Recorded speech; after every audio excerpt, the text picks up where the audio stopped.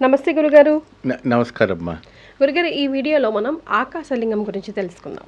ఓకేనండి. సో ఎక్కడికి వెళ్ళాలి, ఎలాంటి వారు వెళ్ళాలి, ఎలా వెళ్ళాలి, వెళ్ళిన తర్వాత ఏం కోరాలి, ఏం కోరుకోకూడదు? తప్పకుండా అమ్మా. ముందుగా శ్రీ మహాగణపతి దేవతోభ్య నమః. చూసేవంటి వీక్షకులకు నమస్కారం. మరి అదేవిధంగా ఐ డ్రీమ్ వీక్షలోకి స్వాగతం. ఆకాశలింగం అనేటప్పటికీ మనకు కనిపించేది చిదంబరం. ఆ చిదంబర రహస్యం అనేది ఇప్పటి వరకు కూడాను ఏ శాస్త్రవేత్తలు కానీ ఎటువంటి సైంటిస్టులకు కానీ ఎవ్వరికి కూడాను ఆయన రహస్యం అనేది ఇప్పటివరకు గుర్తుపట్టలేదు.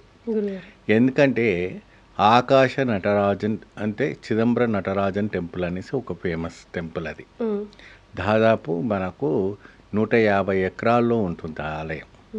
చాలా విశ్రాంగా 4 గోపురాలతో చాలా విశాలంగా చాలా బాగుంటుంది. విస్తీరంగా విశాలంగా ఉంటుంది గురు. చాలా ఎకరాలంటే మరి చాలా వరకు. ఇంకోటి ఏంటంటే అక్కడ ఏ టెంపుల్లో కూడాను ఎక్కడైనా కూడా ఒక్కచోటు నుండి ఒక స్థానంలో నిలబడి 4 గోపురం చూసేవంటి యోగదాయకం ఏ ఆలయంలో ఉండదు.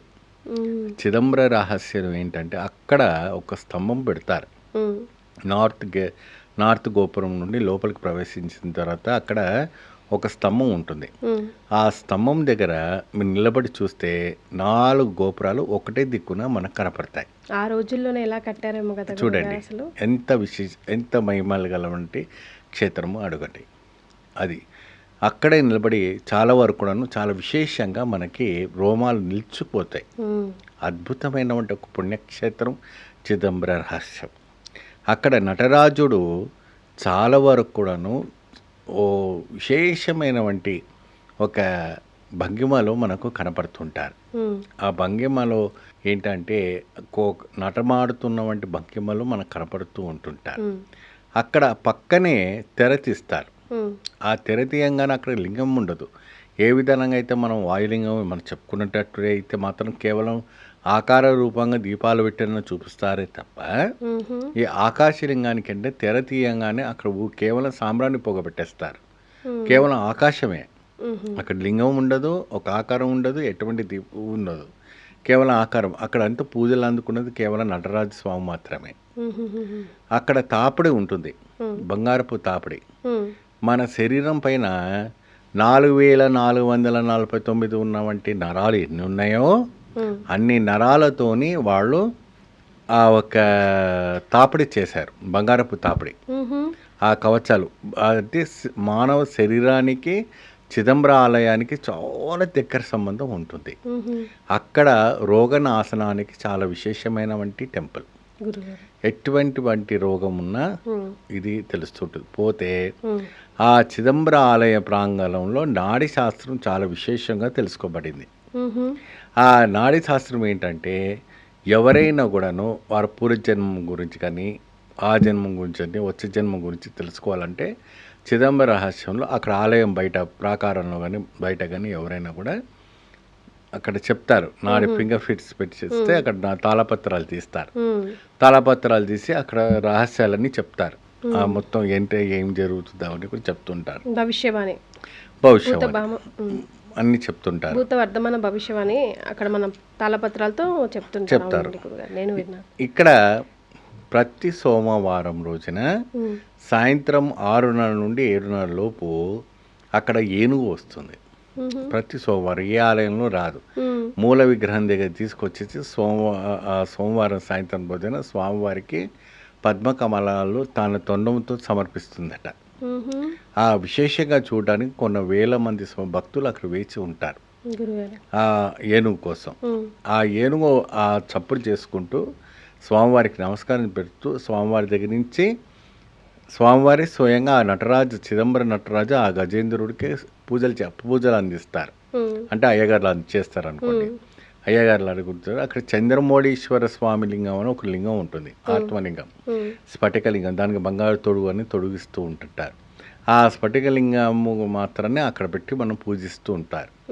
ఆ స్ఫటికలింగ తీర్థమే జనాలపైన చల్లేసి ఆశీర్వచనం చేస్తారు. ఎందుకంటే ఇక్కడ ఏంటంటే లింగ ఆకారం లేదు, ఆకారం ఉంది. ఆకారం ఉంటుంది కాబట్టి అది. ఇంకోటి ఏంటంటే ఇక్కడ ఆకాశలింగం కాబట్టి ఇక్కడ లింగం లేదు కాబట్టి ఇక్కడ ఎటువంటి కూడా అభిషేకాలు అటువైపు జరగవు. కేవలం ధూపదీప నైవేద్యాలు మాత్రమే జరుగుతూ ఉంటుంది. ఇక్కడ సుందరంబాళ్ అమ్మవారు సుందరంబాళ్ అని పేరు, పార్వతీదేవి పేరు సుందరంబాళ్. ఈ సుందరంబ వాళ్ళు పక్కనే ఉంటుంది, నటరాజదేవుని పక్కనే ఉంటుంది, చాలా విశేషంగా కనపడుతుంది. పోతే అదే క్షేత్రంలో వరదరాజ పెరుమాళ్ క్షేత్రం కూడా ఉంది. ఇటు శైవము అశైవం రెండు క్షేత్రాలు కనపడుతుంది. అంటే శివుడు ఇటువైపు మన విష్ణు, ఆ విష్ణు క్షేత్రము శివక్షేత్రము పక్కనే ఉంటుంది. ఒకటే ఆలయంలో ఒకటే గర్భాలయంలో ఒకటే మూలంలో రెండు క్షేత్రాలు ఉండడం చిదంబర రహస్యానికి చాలా విచిత్రం. అది కూడాను ఆయన పాదాలు గోవిందరాజు పాదాలు డైరెక్ట్ శివుడికి పాదాలు పెట్టుకుంటూ పడుకుంటాడు ఆయన. ఇది కూడా ఒక పెద్ద రహస్యమే. దీనికి కూడా చరిత్ర చెప్పుకోవాలంటే ఈ రోజు సరిపోదు. చిన్నగా చెప్పండి గురుగారు ఏంటా చరిత్ర. అయితే ఒకానొక సందర్భంలో మాటాపు దేవతలు నువ్వు గొప్ప నేను గొప్ప అని అంటూ ఉంటారు కదా. అన్నిట్లోనూ చూసుకుంటే సర్వంతర్యామి మహావిష్ణువే.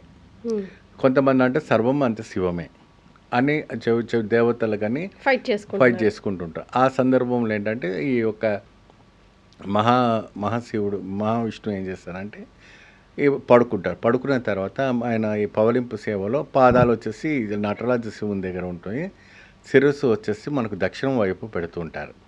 సో ఆయన చేయి వచ్చేసి లింగం పైన ఉంటుంది ఏమండి.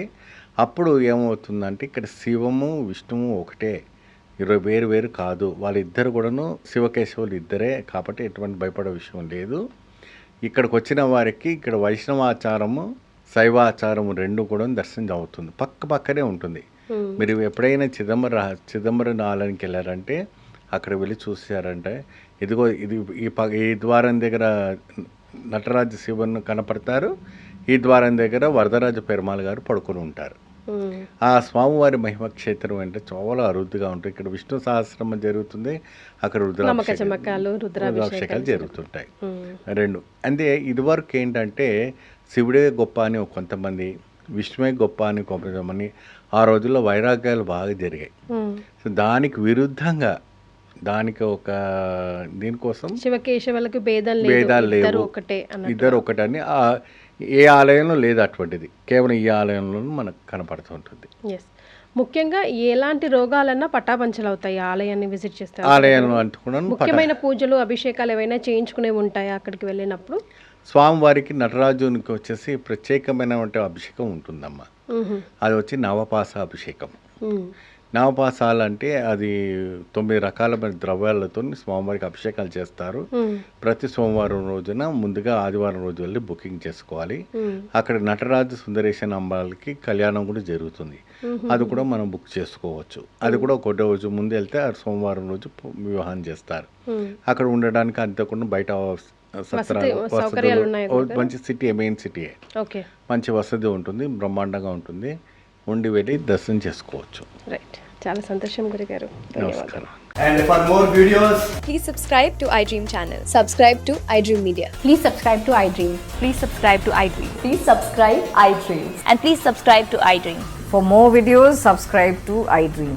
please like, share and subscribe to the channel. Congratulations, iDream. Subscribe to iDream. Subscribe to iDream. So subscribe to iDream Media. iDream ki iDream team andarki huge congratulations. Please subscribe iDream Media. Please subscribe to iDream. Subscribe iDream. Please subscribe to iDream. iDream అంటే నా కళల ఛానల్ను subscribe చేసుకున్న నోరు తిరుగుతలేదు, మీరైతే గంట గుర్తు కొట్టండి. For more such videos, please subscribe to iDream.